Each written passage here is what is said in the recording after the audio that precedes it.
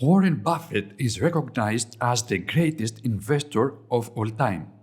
Imagine if you had invested just $1,000 in his company when he started.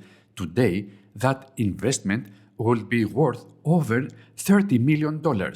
These staggering returns might seem impossible, but Buffett's success isn't magic. It is built on a deep understanding of the market and a few key principles. In this video, we will reveal the secrets behind Buffett's unparalleled success and show you how you can apply the same principles in your own life. Stay tuned, because by the end of the video, you will be equipped with the knowledge to make smarter investment decisions.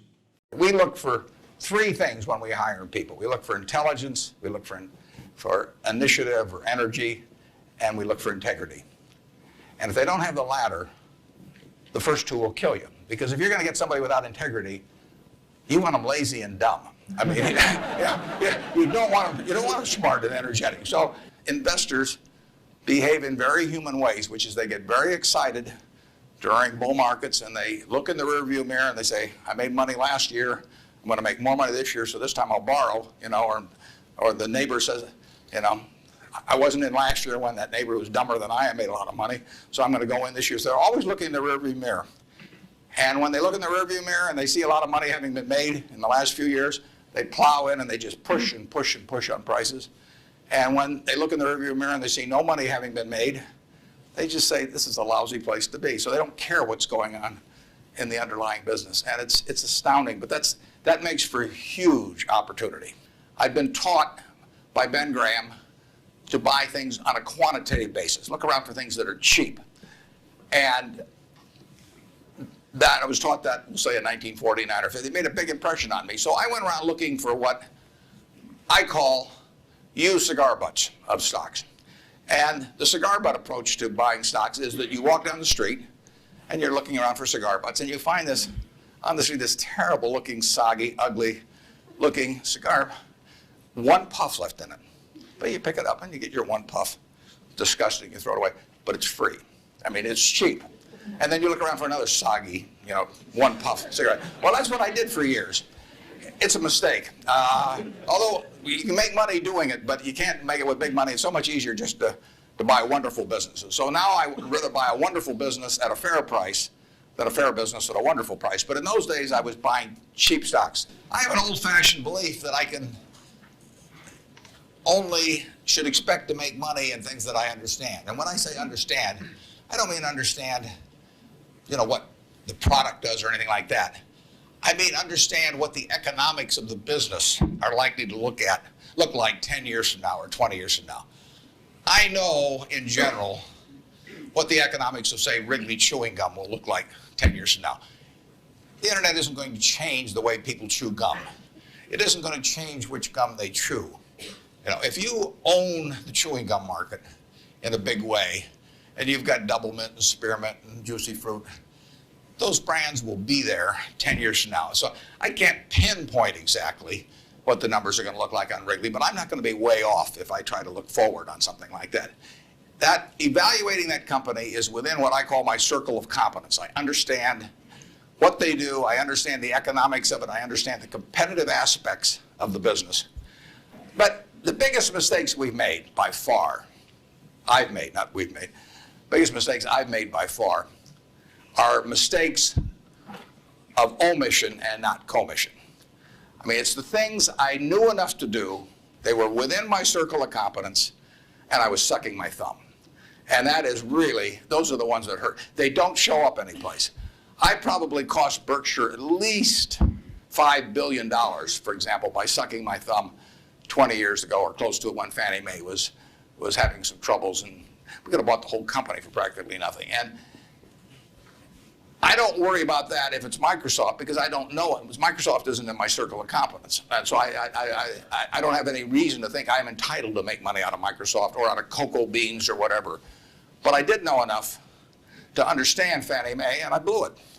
And that never shows up under conventional accounting. But I know the cost of it. I passed it up. And those are the big, big mistakes. And I've had plenty of them. And unless I tell you about them in the annual report, and I resist the temptation sometimes, unless I tell you about them in the annual report, you're not going to know it because it doesn't show up under conventional accounting. But omission is way bigger than commission. There's big opportunities in life have to be seized. We don't do very many things, but when we get the chance to do something that's right and big, we've got to do it. And even to do it in a small scale is just as big a mistake almost as not doing it at all. I mean, you've really got to grab them when they come, because you're not going to get 500 great opportunities. You would be better off if when you got out of school here, you got a punch card with 20 punches on it. And every financial decision you made, you used up a punch. You'd get very rich because you'd think through very hard each one. I mean, you went to a cocktail party and somebody talked about a company, you didn't even understand what they did or couldn't pronounce the name, but they made some money last week and another one like it. You wouldn't buy it if you only had 20 punches on that card. In terms of our wholly owned businesses, we're not going to sell no matter how much anybody offers us for them. I mean, if somebody offers us 3 times what something is worth at See's Candy, the Buffalo News, Borsheim's, whatever it may be, we're not going to sell it. I may be wrong in having that approach. I know I'm not wrong if I owned 100% of Berkshire because that's the way I want to live my life. I've got all the money I could possibly need. It just amounts to a change in the newspaper story on my obituary and the amount of money that the foundation has. And to break off relationships with people I like and people that have joined me because they think it's a permanent home, to do that simply because somebody waves a big check at me would be like selling one of my children because somebody waved a big check. So I won't do that. And I want to tell my partners I won't do it so that they're not disappointed in me. More and more, with certain stocks, we've got that approach. Now, if we were chronically short of funds and had all kinds of opportunities coming, we might have a somewhat different approach. But our inclination is not to sell things unless we get really discouraged perhaps with the management, or we think the economic characteristics of the business change in a big way. I mean, and that happens. So, but we're not going to sell simply because it looks too high, in all likelihood. So now let's go over here. Hello, Mr. Buffett. I got 2 short questions. One is, how do you find intrinsic value in a company?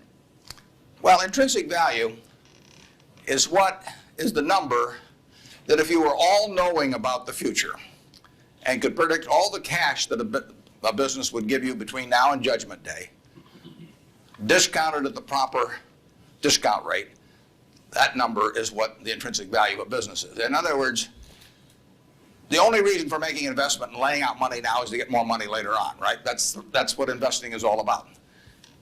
Now, when you look at a stock, when you look at a bond, so it's United States government bonds, it's very easy to tell how much you're going to get back. It says it right on the bond. It says when you get the interest payments, it says when you get the principal. So it's very easy to figure out the value of a bond. It can change tomorrow if interest rates change, but the cash flows are printed on the bond. The cash flows aren't printed on a stock certificate. That's the job of the analyst, is to print out, change that stock certificate, which represents an interest in the business, and change that into a bond and say, this is what I think it's going to pay out in the future. When we buy, some new machine for Shaw to make carpet, that's what we're thinking about, obviously, and you all learn that in business school. But it's the same thing for a big business. If you buy Coca-Cola today, the company is selling for about $110 to $15 billion in the market. The question is, if you had 110 or 15 billion, you wouldn't be listening to me, but I'd be listening to you incidentally. But the question is, would you lay it out today to get what the Coca-Cola company is going to deliver to you over the next 200 or 300 years? The discount rate doesn't make much difference after as you get further out. And that is a question of how much cash they're going to give you. It isn't a question of, it isn't a question of how many analysts are going to recommend it or what the volume in the stock is or what the chart looks like or anything. It's a question of how much cash it's going to give you. That's the only reason. It's true if you're buying a farm. It's true if you're buying an apartment house. Any financial asset. Oil in the ground, you're laying out cash now to get more cash back later on. And the question is how much are you going to get, when are you going to get it, and how sure are you? And when I calculate intrinsic value of a business, when we buy businesses, and whether we're buying all of a business or a little piece of a business, I always think we're buying the whole business because that's my approach to it. I look at it and say, what will come out of this business and when?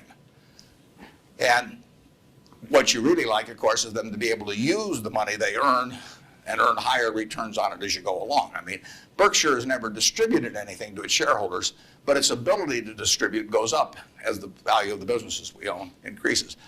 We can compound it internally, but the real question is, Berkshire selling for, we'll say, 105 or so billion now.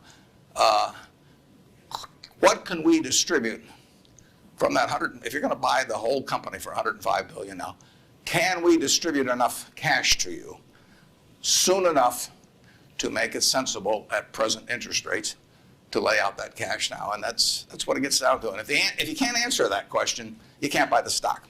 You know, you can gamble in the stock if you want to, or your neighbors can buy it. But if you don't answer that question, and I can't answer that for internet companies, for example. There are a lot of companies, there are all kinds of companies I can't answer it for, but I just stay away from those.